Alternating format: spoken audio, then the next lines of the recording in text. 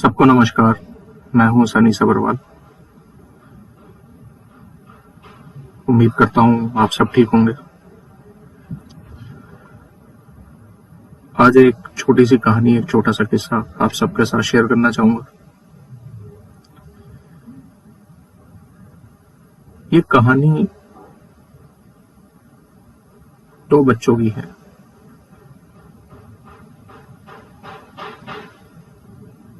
भाई और बहन। भाई बड़ा, बहन छोटी। एक हंसता खेलता परिवार। दुर्भाग्यवश एक एक्सीडेंट में इन दोनों बच्चों ने अपने माता पिता को खो दिया। अब क्योंकि भाई बड़ा था, सारी जिम्मेदारी उसके ऊपर आ गई। उसका साथ भी काफी लोगों ने दिया, परिवार के और जितने भी सदस्य थे, जो रिश्तेदार थे, उन्होंने भी साथ दिया। लेकिन भाई ने हर वक्त ये पूरी कोशिश करी कि अपनी छोटी बहन को कभी भी माँ बाप की कमी महसूस न हो। उसकी सारी ख्वाहिशों को पूरा करना उसने अपना फर्ज समझा। उसने खुद शादी भी नहीं करी, अपना घर भी नहीं बसाया, बहन को पढ़ाया लिखाया और बहुत ही अच्छे घर में उसकी शादी करी। अब इन दोनों के सोचने के नजरिए और स्वभाव में थोड़ा फर्क था। भाई जो था वो बहुत ही ज्यादा सादगी से रहने वाला, और बहन जो थी उसे ये चकाचौंध पसंद थी। स्टेटस उसके लिए बहुत मायने रखता, रुतबा। अब बहुत अच्छे घर में उसकी शादी हुई तो वहां पे भी बड़ा रुतबे वाला परिवार था और सारे ही बहुत बड़े बड़े लोग, ना जाना उनके साथ उठना बैठना। तो शादी के बाद वो इस चीज को लेके थोड़ी और कॉन्शियस हो गई। कारवां आगे बढ़ता रहा। अब भाई बहन से बात भी करता रहता था, उसका हालचाल भी कुछ तो पूछता था। बहना तो खुश है ना, वो कहती थी हाँ भैया मैं बहुत खुश हूँ, मुझे बहुत अच्छा घर मिला है। इत्तेफाक से या बात करके कभी बहन से मिलने चला जाया करता था। अब कुछ बार वो गया और उसने देखा बहन बहुत खुश है, उसके ससुराल वाले बहुत अच्छे हैं, उसे बहुत प्यार करते हैं। अचानक से जब वो जाने लगा तो बहन ने उसको रोका, बोली भैया एक मिनट, मुझे आपसे कुछ बात करनी है। तो भाई थोड़ा परेशान हो गया कि भाई सब ठीक तो है। तो बहन ने भाई को बोला कि भैया अब मेरी शादी एक बहुत बड़े घर में हो गई है, बहुत बड़े रुतबे वाले लोगों के साथ हमारा उठना बैठना है। थोड़ा सा ना अपने इस पहनावे को थोड़ा ठीक करो। आप बहुत ही ज्यादा सादगी से रहते हो। आज के जमाने में आज की रफ्तार से चलना पड़ता भैया। थोड़ा सा अप टू डेट, मतलब ऐसा बिल्कुल आपको देख के ऐसा लगता है एकदम जैसे ओल्ड फैशन, पुराने ख्यालात का इंसान। थोड़ा सा इस चीज में बदलाव लाओ, थोड़ा सुधारो अपने आप। भाई ने कहा ठीक है बहना, मैं पूरी कोशिश करूंगा। इतना कह के चला गया। अब कुछ दिन निकल गए, बात होती रहती थी फोन पे। तो एक दिन अचानक भाई ने फोन किया बहन को कि बड़े दिन हो गए, तुझसे मिला नहीं। तो बहन ने कहा कि आओ भैया, आओ साथ में खाना खाएंगे, आप आओ घर पे आओ। भाई मिलने चला गया। अब जब बहन ने भाई को देखा तो वो तो हैरान हो गई। एकदम सूट बूट में टिप टॉप बन के भाई वहां पहुंच गया। बहन हैरान भी हुई और बड़ी खुश भी हुई। कहती वाह भैया, तो बहुत अच्छा लग रहे हो आप, कमाल हो गया।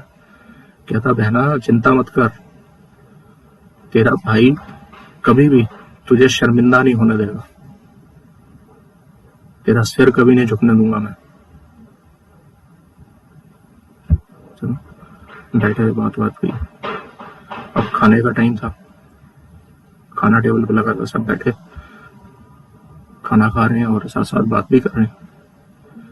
अचानक से भाई ने एक रोटी का छोटा सा टुकड़ा लेके अपनी जेब में डाल,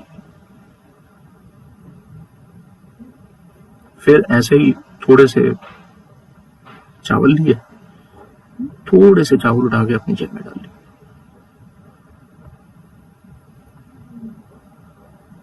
मीठे में लड्डू पड़े हुए थे, एक लड्डू उठाया और वो भी अपने पास रख लिया।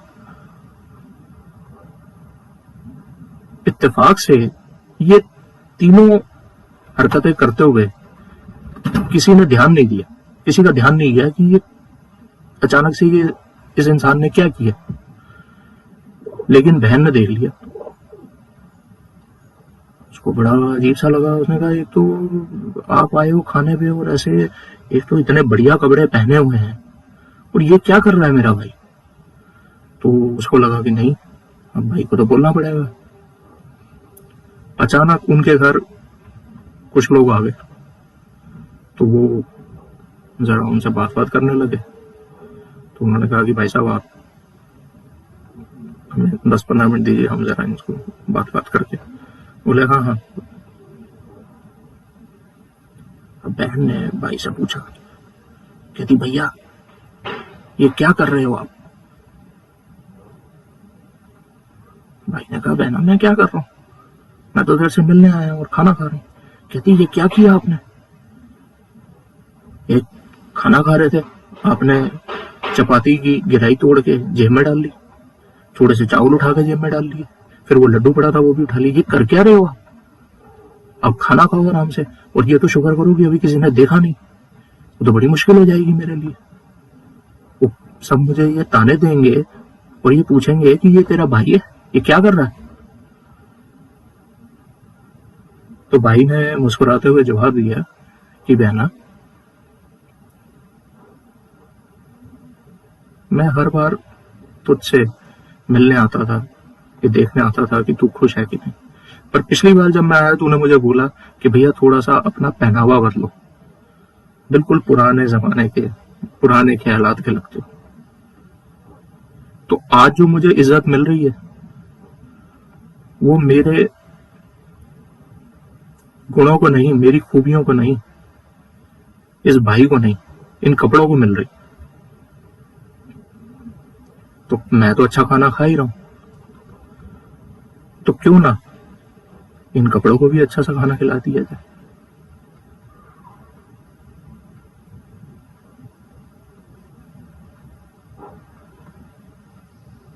भाई ने कहा बहना एक बात हमेशा ध्यान रखना कि खुशबू सिर्फ कपड़ों से ही नहीं किरदारों से भी आनी चाहिए। हम इंसान की कपड़े देखते हैं, उसकी चकाचौंध देखते हैं, रुतबा देखते हैं, लेकिन सबसे ज्यादा जरूरी है उसकी खूबियों को भी देखना।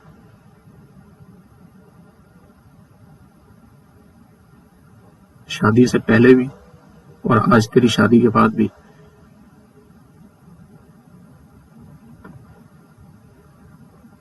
तू मुझे उतनी ही अच्छी और उतनी प्यारी लगती है बेटा। मेरे लिए तू वही मेरी बहन है। लेकिन जब तूने मुझे कहा कि भैया अच्छे से कपड़े पहन के आया करो, तो मुझे थोड़ा सा लगा कि ये शायद चकाचौंध की तरफ कुछ ज्यादा ही आकर्षित हो रही है। ये बात सुनने के बाद बहन सोच में पड़ गई और भाई ने कहा, बहना एक और बात बताता हूं तुझे, हमारे ताऊ जी है ना। मैंने कहा हाँ। उन्होंने ये कुछ करोड़ों रुपए की जो प्रॉपर्टी है ये मेरे नाम पे कर दी, लेकिन मैं ये सोचूं या ये कहूं कि ये प्रॉपर्टी सिर्फ मेरी है, नहीं, ये जितनी मेरी है उतनी ही तेरी है। एक बात हमेशा ध्यान रखना, अपने रिश्तों की अहमियत को कभी मत भूलना बेटा। जब तक जिंदा हूं तेरा ये भाई, कभी भी तुझे कभी भी मेरी जरूरत हो बस आवाज देना, मैं हमेशा हर कदम पे तेरे साथ हूं। इतना कह के बहन की आंख में आंसू आ गए और वो रोने लगी, कहती भैया मुझे माफ कर दो। भाई ने कहा नहीं बेटा, ये सिर्फ तुझे समझाने के लिए आज मैं आया था, बाकी हमें सिर्फ कपड़े ही नहीं, चकाचौंध या रुतबा नहीं, हमें उस इंसान की खूबियां भी देखनी चाहिए। हमारे अपने हमारे लिए बहुत खास होते हैं और भगवान की मर्जी से ही वो हमारे पास होते हैं। इसलिए भगवान की मर्जी, भगवान के फैसलों की इज्जत करना सीखिए। एक छोटी सी कहानी, एक छोटा सा किस्सा आप सबके साथ शेयर करना चाहूँ, और एक विनती, एक रिक्वेस्ट आप सबसे करना चाहूंगा। मैं एक freelance business consultant, business manager, secretarial का एक्सपीरियंस है मुझे, और मैंने डिस्क्रिप्शन बॉक्स में अपना प्रोफाइल वगैरह सब मैंने इंफॉर्मेशन मेंशन करी हुई। इस वक्त मैं कुछ मुश्किल हालातों से गुजर रहा हूं। मेरी आप सबसे ये हाथ जोड़ के प्रार्थना है कि आप लोग प्लीज मेरी मदद कीजिए, मुझे काम दीजिए।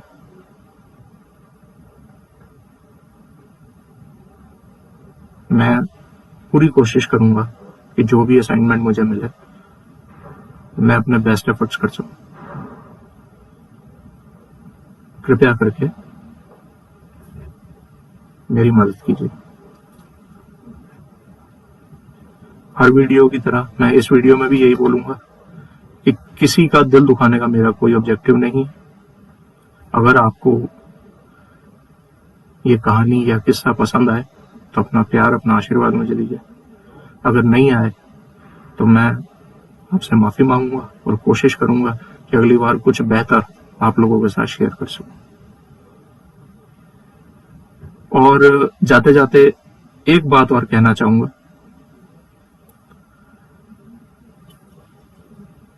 अभी कुछ फीडबैक आया 1-2 दिन पहले, और मैं ये नहीं कहता कि क्रिटिसिज्म नहीं करना चाहिए, बिल्कुल कीजिएगा, लेकिन मैंने अपने इंट्रोडक्टरी वीडियो में ये साफ साफ बोल दिया था कि मैं कोई ट्रेंड प्रोफेशनल नहीं हूं इस लाइन का। मेरे पास कोई स्टूडियो नहीं है, कोई सेटअप नहीं है। तो मैं पूरी कोशिश कर रहा हूं कि ये वीडियोस को या जो पॉडकास्ट मैंने अपने चैनल पे अपलोड करे वो आप सबको पसंद आए। मेरे लिए ये बिल्कुल नया रास्ता है। अगर आप लोगों का सहयोग मुझे नहीं मिलेगा तो मैं आगे नहीं चल पाऊंगा। आप क्रिटिसाइज कीजिए, जहां मैं गलत हूं मुझे समझाइए, लेकिन इस बात का ध्यान रखिए कि मेरे पास कोई सेटअप नहीं है, मैं कोई स्टूडियो में नहीं बैठा हूं। जो परफेक्शनिज्म आप मुझसे एक्सपेक्ट कर रहे हैं वो परफेक्शनिज्म के लिए काफी टाइम लगता है। अपनी तरफ से मेरी पूरी कोशिश है, लेकिन वो सेटअप के लिए वो मेरे पास अभी नहीं है। इसलिए मैं जो कुछ भी आप लोगों से शेयर कर सकता हूँ, पूरी कोशिश यही रहती है कि उसको अच्छे तरीके से आप लोगों के सामने पेश करूं। आपसे मेरी इतनी ही प्रार्थना है कि आप जब भी मुझे अपना फीडबैक दें, अगर आपको लगता है कि मैं कुछ गलत बोल गया या कहीं मुझसे गलती हो गई, तो प्लीज जरूर आप अपना पॉइंट रखें, लेकिन इस चीज को भी ध्यान रखें कि मेरे लिए बिल्कुल नया प्लेटफॉर्म है और मेरे पास वो फैसिलिटीज नहीं है जो एक ट्रेंड प्रोफेशनल्स के पास होती। डिस्क्रिप्शन बॉक्स में मेरा प्रोफाइल है और मेरे ईमेल आईडीज हैं। अगर आपको कोई भी असाइनमेंट के रिगार्डिंग, किसी भी चीज के रिगार्डिंग, कोई इंटरव्यूज वगैरह अगर कोई चाहता है कि कंडक्ट करने के लिए, या किसी भी किस्म का कोई असाइनमेंट है मेरे लिए, आप प्लीज मुझे अप्रोच करें। ये मेरी आपसे हाथ जोड़ के प्रार्थना। अपना ख्याल रखें और यही प्रार्थना मेरी कि ईश्वर की कृपा सब पर बनेगा। बहुत बहुत धन्यवाद।